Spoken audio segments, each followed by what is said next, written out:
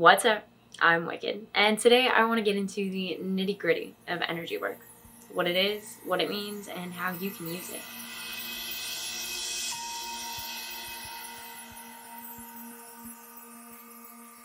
In my last couple videos, we discussed manifesting and alignment, the basics at least. And now that you've got an idea of how to play with your energy, I really want to help you understand all of the possibilities for it. Manifesting and alignment in themselves are both forms of energy work. Energy work can mean different things to different people, so it's really important that you keep an open mind. This way you can stay open to the possibilities of your power and you don't start developing any weird, unnecessary belief systems. You can use energy work to astral project or to send visions and dreams. Empathy is also a form of energy work, and so too is setting boundaries. Magic doesn't start out loud and obvious. It starts out quietly, within the self. No matter what you plan to do with your energy practice, just know that the best place for you to start with your energy work is on yourself. Many people spend their whole lives running from this inner work, but true power comes from alignment. In order for you to reach the true heights of your power, you have to be able to control yourself. You have to know how to wield your energy, how to heal it, how to charge it, and how to generate more of it when you're feeling tapped out. Everybody wants to get into magic and manifestation for the instant gratification. They want to manifest that house, that car, that paycheck, or that person. This is their first mistake because they're making their happiness, their authenticity, their enjoyable state of being conditional upon external forces. They're too focused on the absence to manifest the present. Understand that your biggest dreams, goals, and desires are all incredibly high vibrational. Now, when you're first awakening or beginning your practice, it's unlikely that you're going to be able to consistently keep your vibration that high or immediately know how to practice from within that frequency. This is a process. It takes time, it takes inner work, and it's less about being patient and more about being present in the moment.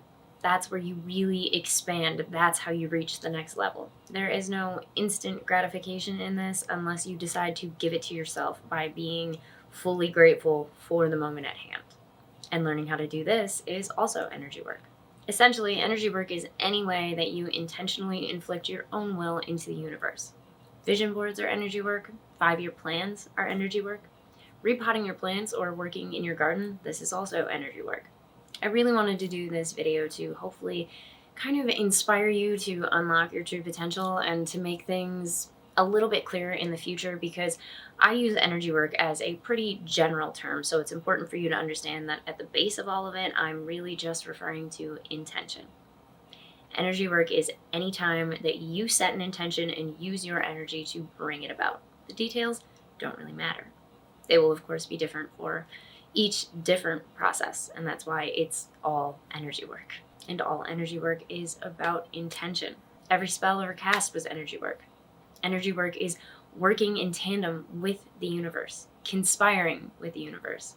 Channeling, receiving messages from your spirit guides, reprogramming your mind, mindfully raising your vibration, sex magic, tapping, yoga, Reiki, breathwork, acupuncture, crystals, energy work, all of it. Anytime you work with a tool to mindfully improve your life, this is a form of energy work. Your schedule or planner can be energy work. Energy work is a giant umbrella of any act in which a human uses their own energy to create their own reality, no matter how small the adjustment may be. Energy work is really the way in which we play with the universe. Perhaps I also felt called to make this video because everyone walks their own unique, individual path, which makes for a lot of differences and variations in the terms and the ways that things are done, but that's what makes all of this so incredibly beautiful. This is why I also think it's important that if you learn anything from me, I really hope it is that you question everything, including what I have to say. It's within that questioning and that deep contemplation that you find out which things are really true for you and your path. As I said, everyone's path is different, so you likely won't walk the same way that I do, but I do all of this in hopes that it kind of triggers something within you to help you walk your own way.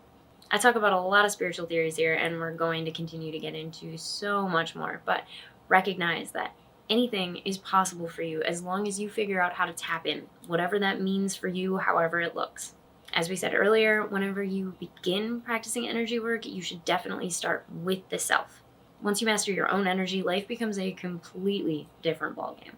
Even once you get going, your focus should be on maintaining your practice, which means taking care of yourself and your relationship and connection with the divine. In this life, the only true constant is change. So even once you have established a strong link with the divine and a stern hand over your own energy, you are going to need to reset from time to time. As we discussed in the alignment video, most of the human experience is falling in and out of alignment with the universe. However, the more disciplined you are with your energy, the less likely it is that you're going to fall out of alignment. And when you do, generally, the fall is going to be a lot shorter, so it's much easier to get back into step with the universe. The more powerful you become, the more potential you have to really use that power across all areas of your life. And truly, the more aligned you are with your inner being, the easier it is to access this power, and not just yours, the power of the universe itself. Here's a fun tip.